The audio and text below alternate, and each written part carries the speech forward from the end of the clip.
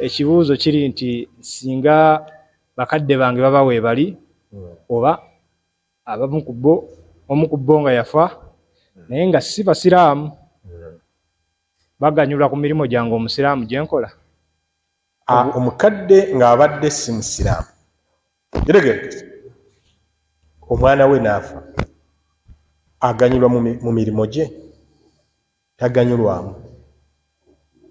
Lwakuba hadithi eno ngazi, awatandika nti idha mata ibn adama, singa omwana Adamu afudde, wabaddewo nawo weetaaga okunnyonnyola omwana Adamu wano ayogerwako yaani?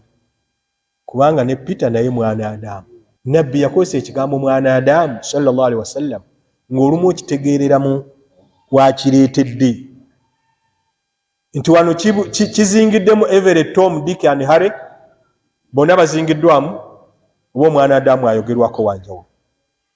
Singa Nabbi agamba sallallahu alaihi wasallam ana sayyidu waladi bani Adam wala fakhar, abaana Adamu bonna Allah be yatonda nze mukama waabwe, ekyo kyawula mu mwana Adamu omusiraamu n'atali?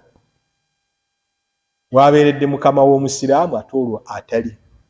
Naye bwagamba nti omwana Adamu bwafa emirimu gye gikutukawo gyaganyulwamu, wabula gyaganyulwamu egitakutukawo gye gino ng'ate oyingizaamu gundi, nedda. Ndowooza ekyo tukyanukudde. Ekiddako?